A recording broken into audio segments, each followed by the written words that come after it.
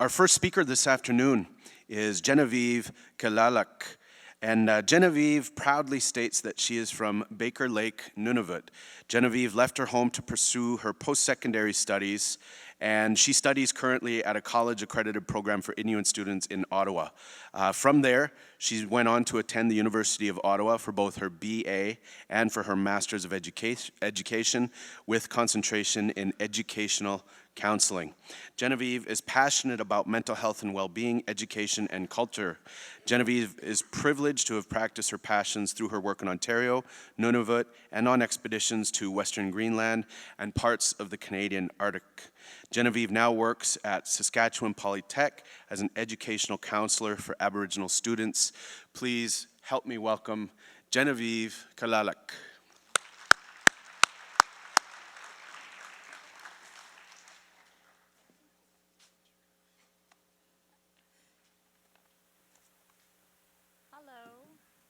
Let me try to work this. I'm pretty short. Can everybody hear me okay? Oh, yes. Hi. So this morning I was given and accepted tobacco, so I'm going to give this all that I got. It's a little nerve-wracking being in here. The size of this auditorium is just about the size of my community. Okay, perfect. Aki lauinga. My name is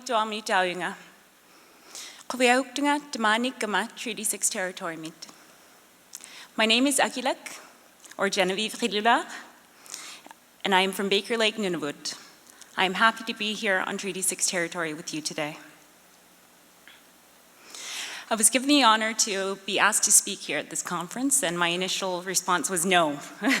I am the shyest Inuk around, and I know nothing. But when I brought this across an elder, she just goes very coolly, "You should do it." So I said, "Yep." So I'm here.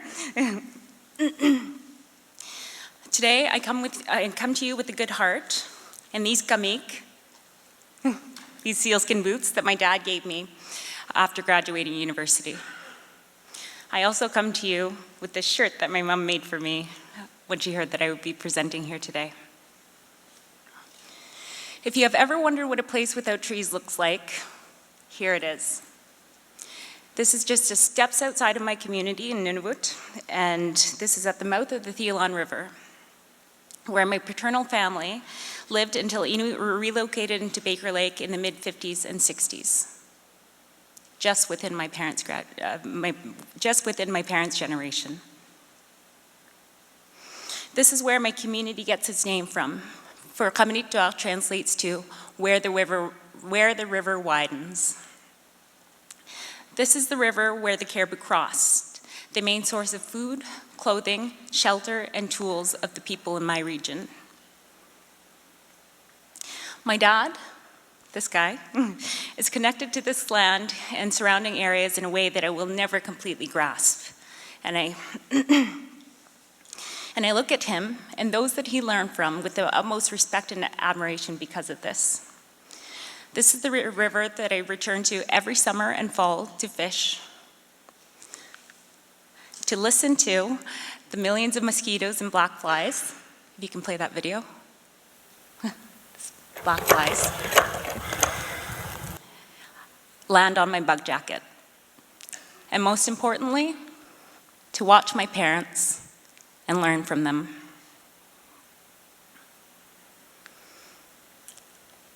See, I'm learning how to eat fish. So the way I was taught was to watch and learn, to try and subsequently fail, and to try again. In my culture, all the attention one could ever need was given to children, as we are the ones that are new to this world, and we are the ones that need to figure out the ways of this busy place. I recall wanting to eat some caribou meat when I was a little girl, about 4 years old, and I said to my granny in my language, "I want some caribou bone marrow." And she responds, "So try to get it." So I tried several different ways to get this delicious snack. It's still my favorite. But I couldn't figure it out. So finally I went into the back hall and then I grabbed a hammer and I went back into the kitchen and nobody panicked. Nobody panicked when they saw a little 4-year-old me with a hammer about to try to destruct this caribou bone marrow. Nobody panicked, because I could have caused destruction to the kitchen floor, but I didn't. So finally, what had happened was I figured out that my tiny fingers were small enough to, sorry, I feel like is this better? Okay. So my tiny fingers were small enough to grab the marrow directly from the bone. This experience is ingrained in my memory for 2 reasons. One, that I was so hurt that my granny wouldn't provide me the convenience of providing me some caribou bone marrow. And 2, because I was so proud when I figured out that I could do things on my own. So again, I'm just showing you pictures of the watching and learning and doing. My mom, my parents with my little sister there. I show this picture because this is my cousin who had caught a fish, and she obviously needed help to bring it up from the lake, but this subsequent picture shows her dragging the fish over to her dad, my uncle. My dad is walking alongside her, and this picture shows, again, that kids need to watch and learn and do. My dad could have easily taken this fish for her, but where's the learning in that?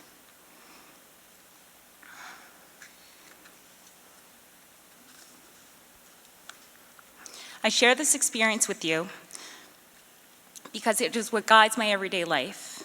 A reminder that there is always a way to maneuver through situations. I share this with you because my foundational years have challenged me and brought me to where I am today, and have most influenced my practice as a counselor. If you haven't seen in the news, suicide is highly prevalent in unique communities, with rates recorded as 10 times as high as the national average.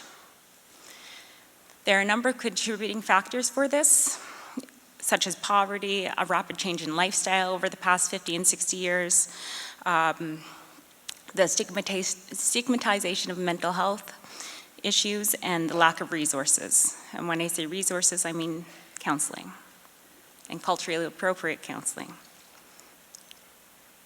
Suicide first touched my family when I was a nerdy, naive kid in grade 9. I was 12 years old, and I was so confused. I was so confused about this happening. I didn't know that it could happen. I didn't know that somebody could choose to leave this earth this way. And because of this confusion, I was angry, I was hurt, I was emotional, and there was nobody there for me to turn to. My school didn't have a counselor. I didn't want to talk to my teachers. And eventually, within the span of a few years, I dropped out of school twice. Both times in grade 12, my poor parents. I dropped out of school twice, both times in grade 12 with 1 semester left to go. So finally, a teacher reached out. I wasn't going to go to her. No way was I going to go to her. But a teacher reached out to me, and she challenged me. She treated me so much like a person, it's like an equivalent and not a child. Remember, I was 12, 13, 14, 15. So she treated me like a person, and she challenged me. She said that I could do whatever I wanted to do, and she knew that I could do this. She knew that I could complete high school. So, with the help of this teacher, and I hope this experience, my experience with this teacher, proves to me the importance, and I hope it proves to you, the importance of building rapport within the classroom setting. So with the help of this teacher and my parents, I was eventually able to complete high school and go on to post-secondary. Like a lot of students from smaller communities, I had to leave my home of 1,200 people to go to post-secondary. And I was kind of nervous about moving to the city and about my academic abilities. So what I had done was I had attended a program called Nunavut Siviniksivut. It's a program for Inuit youth, and that kind of allowed me to dabble and grow my confidence in the academic and city living realms. So Nunavut Siviniksivut is a program based in Ottawa. It started off It started 30 years ago as a program during the Nunavut land claims negotiations process. And it eventually transformed into a program where Inuit beneficiaries like me could go there to learn about the land claims process, the creation of Nunavut, and other important topics. Nunavut Siviniksivut means, or translates to, our land is our future. I'm just going to let that sink in again. I'm going to repeat it again. Nunavut Siviniksivut. Our land is our future. So in this program, we learned about topics such as Inuit history, Inuit contemporary issues, Inuit government relations, and much more. While attending this program, I was able to find out more about myself and the generations before me, birthing a sense of pride that I never had before. My elders, I know this is a lot, but my elders speak of Inuit Kayumaya Tokangit, or Inuit societal values. They say that if these values are implemented in modern day structures like education, Inuit youth will succeed. In a document published by the Government of Nunavut's Department of Education looking at how Inuit Kayumaya Tokangit could fit within the education framework, elders are articulating how and why Inuit Kayumaya Tokangit beliefs, laws, principles, values, skills, knowledge, and attitudes are so well suited to Inuit today. In doing so, the elders are not advocating a return to the past, but a grounding of education in the strengths of the Inuit so that their children will survive and successfully negotiate the world in which they find themselves today. By entrenching IQ beliefs and principles within the system and curricula, the aim is to provide a learning environment where silak dolnik, or becoming wise, is fostered, and within which the strength of inumarik, a capable person, can develop. Nunavut Siviniksivut seems to effortlessly incorporate these elements in a way that allowed students to connect with the material and create true moments of learning, where discussions are had amongst young Inuit looking at topics such as identity, politics, and social change. It is where visual materials such as the following video is studied and discussed. If you can play. Short clip.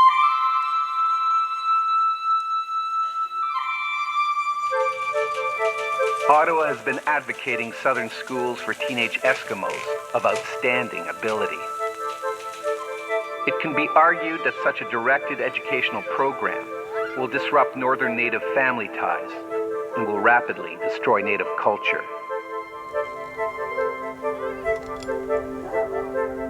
They certainly weren't asked for their permission or anything like that. They were just matter-of-factly told this is what's going to happen with your son. I lost the closeness with my family, not like a Inuk kid, I was like a white kid. I thought that my training, the education that I had received, should be harnessed in the service of my people. If it's not going to be done in my generation, I have my son standing behind me who will take up the fight with your sons and your sons' sons. I only knew that Inuit were not the decision makers in their own land, and that they ought to be. There's our whole school. Each and every one of us struggled with negative things, dysfunctions in our lives that have been devastating.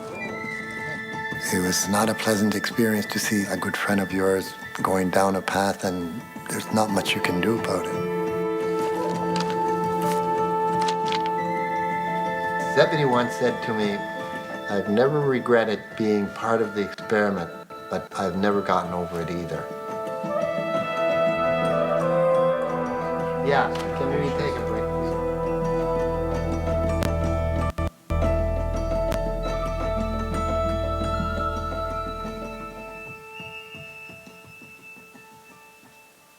The video's lagging. So at Nunavut Siviniksivut, it is where a program where students, where youth like me, find that internal fire that motivates us. watching these videos and discussing amongst each other, what can we do? What have the people before us done? It is here that I was able to study and reflect on the relationships between Canada and its Indigenous peoples. And it was here that I recognized the power of education. During my studies, I learned about Inuit experiences at residential schools. And I also learned about these same residential school kids rising up for their people and their lands. It was these residential school kids that took what they had learned and applied it to fight for Inuit rights.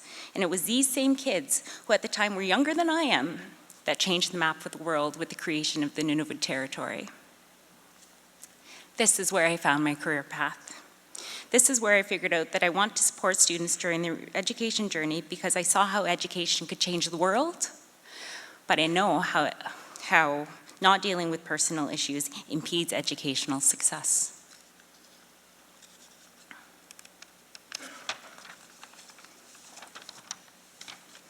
Attending Nunavut Siviniksivut was for me, I'm reading because I'm getting nervous. So attending Nunavut Siviniksivut was for me a journey that taught me that having the basic things such as personal pride in culture and identity are needed in order to feel healthy, to live a healthy life.